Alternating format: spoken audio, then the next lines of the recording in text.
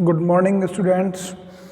आज हम ये फर्स्ट ईयर में जो इतिहास के स्रोत थे जिसके अंदर हमने देख लिया था पुरातात्विक स्रोत और उसके बाद अपने चल रहे थे साहित्यिक स्रोत। साहित्यिक स्रोतों में हमने जो साहित्यिक स्रोत थे उसमें हमने वेद, उपनिषद, ब्राह्मण,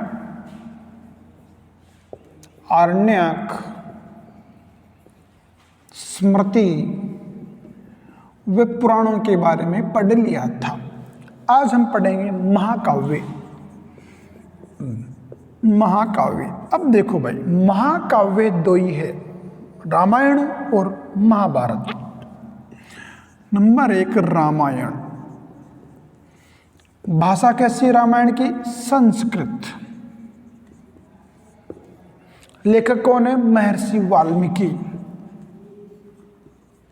महर्षि वाल्मीकि कब लिखी? 6 से 5वीं सदी ईसा पूर्व। संस्कृत भाषा लिखी किसने? वाल्मीकि ने। कब लिखी? 6 से 5वीं सदी ईसा पूर्व। ठीक है। अब रामायण में क्या है? 7 कांड है। 7 कांड है, जैसे सुंदरकांड, बालकांड, अरण्यकांड, लंका कांड, किष्किंधा कांड, ऐसे करके 7 कांड है। ठीक है। इसके बाद रामायण के अंदर 24,000 श्लोक है।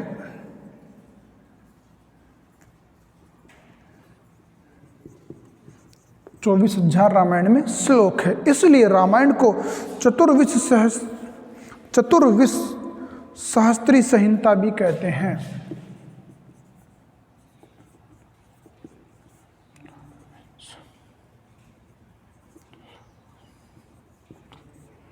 संहिता भी कहते हैं।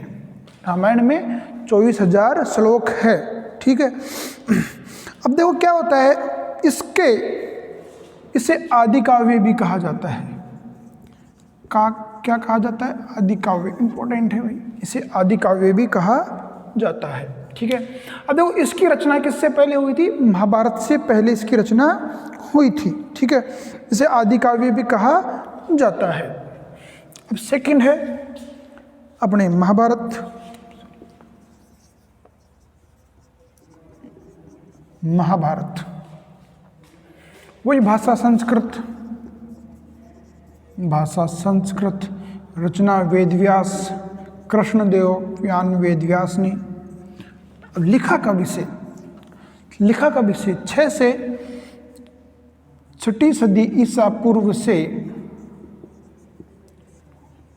4 ईस्वी के बीच में, 400 ईस्वी के बीच में इसे लिखा गया था। 400 ईस्वी के बीच में लिखा गया था, अर्थात लगभग 1000 साल इसको लिखने में लग गए। ठीक है।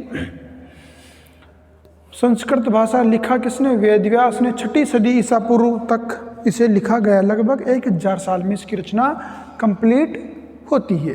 ठीक है। इसके बाद आते हैं हम, इसके अंदर 18 पर्व है। क्या है? 18 पर्व है, जिसमें नंबर 3 से 4 का जो पर्व है उसे गीता पर्व कहते हैं। क्या कहते हैं? गीता पर्व। और आपको पता है गीता के अंदर कौन सा सिद्धांत दिया गया है? कर्म योग का सिद्धांत। गीता में कर्म योग का सिद्धांत दिया गया है, अर्थात निष्काम कर्म योग, जिसमें भगवान कृष्ण कहते हैं कि पार्थ, फल की इच्छा बगैर खेत में कर्म करते रहना चाहिए। कर्मण्यवादी कार्येषु मा फलेषु कदाचन। ठीक है। कर्म योग का सिद्धांत दिया गया है, जो वर्तमान परिदृश्य में काफ़ी ज़्यादा इम्पोर्टेंट है। ठीक है, कि व्यक्ति को कर्म करते रहना चाहिए। और इसका जो 6ठा पर्व है उसे क्या कहते हैं? भीष्म पर्व। इसके 6ठे पर्व को क्या कहते हैं? भीष्म पर्व कहते हैं। ठीक है। इसके प्रारंभ में, क्योंकि ये 1000 साल लगे इसको धीरे धीरे मॉडिफाई होने में, तो इसके प्रारंभ में इसमें केवल 8000 श्लोक थे, इसलिए इसका क्या नाम था? पहले जय संहिता। क्या नाम था इसका? जय संहिता इसका नाम था। उसके बाद इसमें कितने हो गए? 24,000 श्लोक हो गए, 24,000 इसमें श्लोक हो गए। उसके बाद इसमें वर्तमान में कितने श्लोक आ गए? 1,00,000 श्लोक आ गए। और इसका नाम क्या पड़ गया? महाभारत। क्या पड़ गया इसका नाम? महाभारत। ठीक है, इसको सत सहस्त्र संहिता भी कहते हैं, सत सहस्त्र संहिता भी कहते हैं। और एक चीज और कि इसे गुप्त अभिलेखों में, अर्थात महाभारत को गुप्त अभिलेखों में किस नाम से जाना गया है? सत सहस्त्र संहिता के नाम से गुप्त अभिलेखों में महाभारत का नाम उल्लेख हुआ है। ठीक है, अब देखो क्या होता है। इसके बाद हम देखते हैं बौद्ध साहित्य, जो धर्मेतर साहित्य, जो धार्मिक साहित्य जैन बौद्ध वैदिक, उसमें नेक्स्ट है अपने बौद्ध साहित्य। कौन है नेक्स्ट? बौद्ध साहित्य। बौद्ध साहित्य। अब बौद्ध साहित्य में 3 पिटक है जिन्हें त्रिपिटक कहते हैं, त्रिपिटक कहते हैं जिन्हें त्रिपिटक। इनकी भाषा सबसे प्राचीन जो बौद्ध साहित्य है उन्हें क्या कहते हैं? त्रिपिटक। इनकी भाषा कैसी है? पाली भाषा। ठीक है, पाली भाषा है। और 3 पिटक है, विनय पिटक, सुत्त पिटक और अभिधम्म पिटक।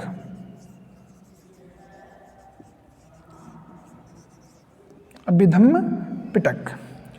ये जो विनय पिटक है इसके अंदर क्या देख है? देखो इसके अंदर जो विनय पिटक के अंदर जो बौद्ध भिक्षु थे उनके जीवन के बारे में बताया गया है। किसके अंदर? इस विनय पिटक के अंदर बौद्ध भिक्षु और जो बौद्ध संघ था उसका इसमें उल्लेख किया गया है विनय पिटक के अंदर। और इसका संकलन किया था, पहली जो बौद्ध संगति हुई थी उसमें किसने किया था इसका संकलन? उपाली ने किया था। किसने? उपाली ने इसका संकलन किया था। इसके अंदर बौद्ध भिक्षुओं और बौद्ध संघ के बारे में बताया गया है। ठीक है, इसका एक भाग आता है पातिमोक्ष। क्या आता है? पातिमोक्ष। पातिमोक्ष में क्या दे रखा है? बौद्ध भिक्षुओं के द्वारा अगर कोई गलत काम हो जाता है तो उनके द्वारा जो प्रायश्चित किया जाता है उसका उल्लेख किस में दे रखा है? इस विनय पिटक के पातिमोक्ष में। अगला आता है सुत्त पिटक। ठीक है, देखो सुत्त पिटक के अंदर क्या है? बौद्ध धर्म की सामान्य शिक्षाएं हैं, सामान्य शिक्षाएं हैं। बौद्ध धर्म की सामान्य शिक्षाओं का इसमें उल्लेख किया गया है। किसमें? सुत्त पिटक के अंदर। ठीक है, अब इसका संकलन जो प्रथम बौद्ध संगति हुई थी उसमें किसने किया था? आनंद ने किया था। प्रथम बौद्ध संगति में सुत्त पिटक का संकलन किसने किया था? आनंद ने किया था।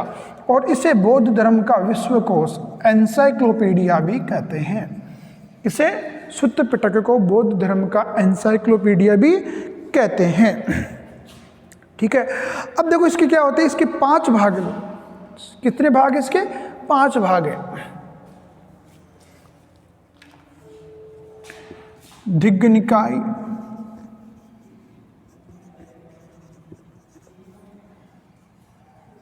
मध्यम निकाय,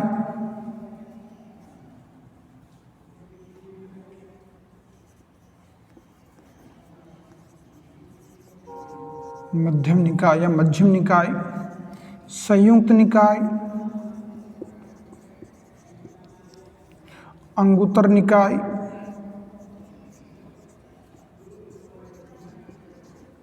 और खुद्दक या खंदक निकाय। क्या है? खुद्दक निकाय, खुद्दक निकाय। ठीक है, अब जो इसका जो ये अंगुत्तर निकाय है इसकी एक विशेषता है। इसकी विशेषता ये है कि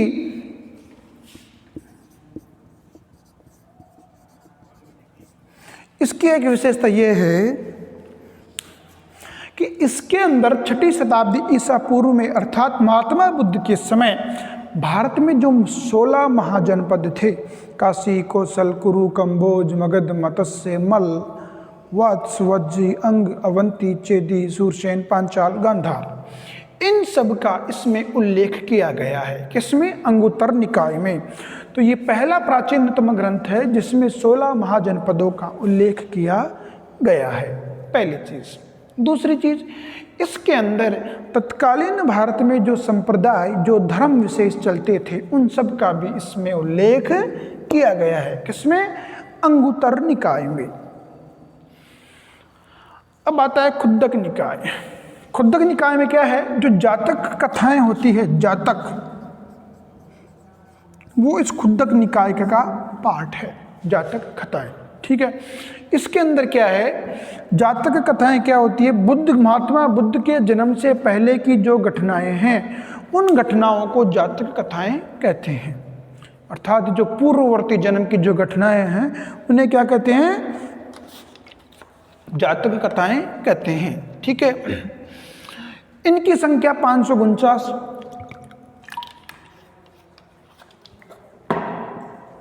इनकी संख्या 549 है। ठीक है। जातक कथाएं क्या है? महात्मा बुद्ध के जन्म से पहले के जो जन्म थे, उनकी जो घटनाएं हैं, उन्हें जातक कथाएं कहते हैं। मतलब ये कहानियों का संग्रह है और इनकी संख्या कितनी है? 549। ठीक है। अगला आता है धम्मपद। ये भी खुद्दक निकाय का ही पार्ट है, धम्मपद। धम्मपद, ठीक है। धम्मपद क्या है? ये भी खुद्दक निकाय का ही पार्ट है और इसे बौद्ध धर्म की गीता कहते हैं। बौद्ध धर्म की गीता कहते हैं। जैसे भी हमने महाकाव्य में देखा था कि जो 3 से 4था पर्व है, 18 पर्वों में से, उसे 3 से 4थे पर्व को गीता कहते हैं। वैसे ही ये जो सुत्त पिटक का खुद्दक निकाय है, उसमें धम्मपद एक पार्ट आता है, चैप्टर आता है, उसे क्या कहते हैं? इस बौद्ध धर्म की गीता कहते हैं। ठीक है। अब है अभिधम्म पिटक।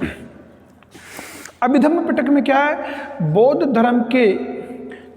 धर्म की जो दार्शनिक शिक्षाएं थी, जो दार्शनिक शिक्षाएं थी,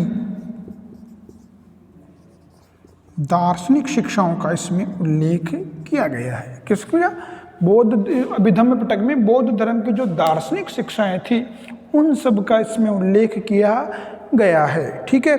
और एक कथा वस्तु, इसका एक पार्ट आता है कथा वस्तु। इसकी रचना तृतीय बौद्ध संगति में की गई थी। किसकी रचना? इस कथा वस्तु की रचना तृतीय बौद्ध संगति में की गई थी। ठीक है। उसके बाद कुछ एक बौद्ध ग्रंथ है, उनके नाम वो लेखक देख लेते हैं। एक है मिलिंद पन्हो। मिलिंद पन्हो,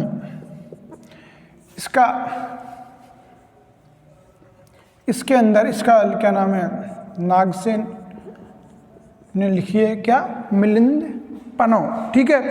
और इसकी भाषा कैसी है? पाली भाषा। कैसी है? इसकी पाली भाषा है, नागसेन ने लिखी है। और इसके अंदर मिनेंडर व नागसेन के बीच जो वाद विवाद होता है, वार्तालाप होता है, उसका उल्लेख किया गया है।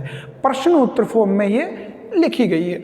और इसमें रथ के माध्यम से अनात्मवाद, रथ के माध्यम से इसमें अनात्मवाद का उल्लेख किया गया है।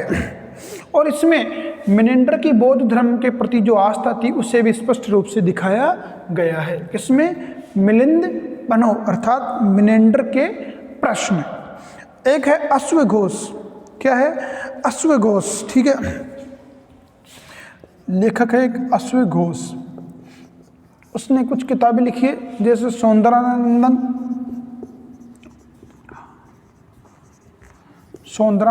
जो ये आनंद था महात्मा बुद्ध का शिष्य, उसकी पत्नी थी सौंदरा, उसके बारे में इसमें लिखा गया है सौंदरानंदन में। और जब हम अजंता एलोरा की जो अजंता की गुफाएं हैं, उसके अंदर देखते हैं कि मरणासन राजकुमारी, तो ऐसा कहते हैं कि ये मरणासन राजकुमारी कौन सी थी? ये सौंदरा ही थी। मरणासन राजकुमारी ये सौंदर्य थी। एक इसका सारीपुत्र प्रकरण, सारीपुत्र प्रकरण, वज्र सूची और बुद्ध चरित्र, वज्र सूची, बुद्ध चरित्र और भगवान तथागत, ये इसके कुछ एक रचनाएं हैं। उसके बाद आता है वसुमित्र। वसुमित्र, अब देखो वसुमित्र ने क्या लिखी थी? वसुमित्र ने लिखी थी महाविभाषा, महाविभाषा चौथी बौद्ध संगति के अंदर। उसके बाद आता है वसुबंधु,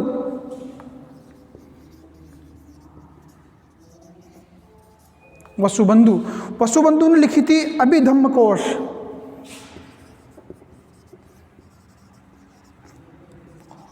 अभिधर्म कोश, विशांतिका त्रिशांतिका और एक अभिधर्म कोश, विशांतिका और त्रिशांतिका और अभिधर्म कोश। इस अभिधर्म कोश को बौद्ध धर्म का विश्व कोश भी कहते हैं। किसे?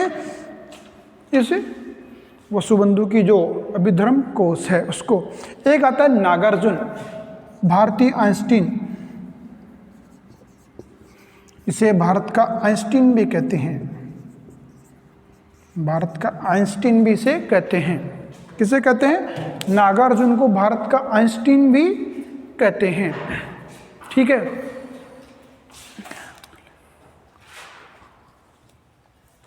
नागार्जुन को भारत का आइंस्टीन भी कहते हैं। ये एक दार्शनिक था।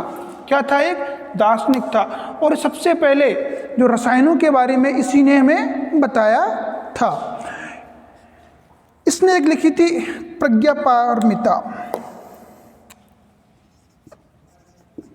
प्रज्ञापारमिता।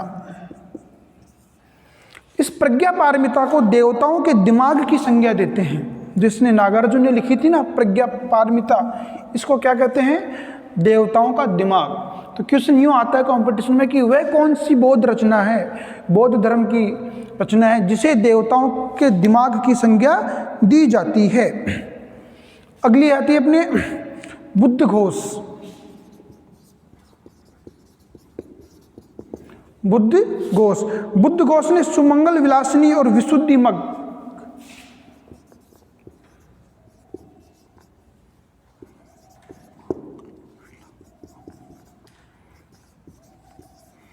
और विशुद्धि मग,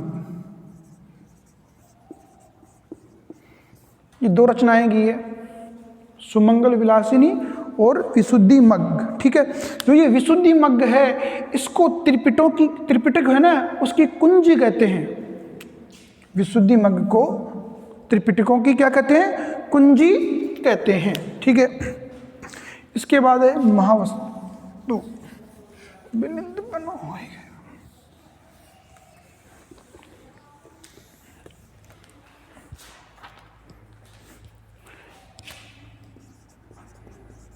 महावस्तु, देखो ये हीनयान और महायान दो संप्रदाय है। किसमें? बौद्ध संप्रदाय में। ठीक है, तो ये हीनयान से संबंधित है। हीन का मतलब तो पिछड़े हुए और महान का मतलब ऊपर उठे हुए। अर्थात हीनयान लोग तो किसको मानते हैं? प्राचीन परंपराओं को मानते हैं, जबकि महायान के लोग आधुनिक परंपराओं को मानते हैं। ठीक है, और इसके अंदर ये हीनयान से संबंधित है और ये अहर्त को ज़्यादा महत्व देते हैं, अहर्त को ज़्यादा महत्व देते हैं इसके अंदर। ठीक है, अब जैन साहित्य।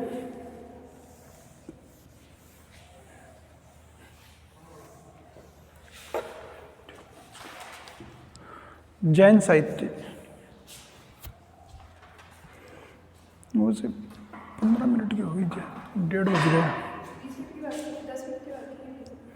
1:30 बज गया तो। लेकिन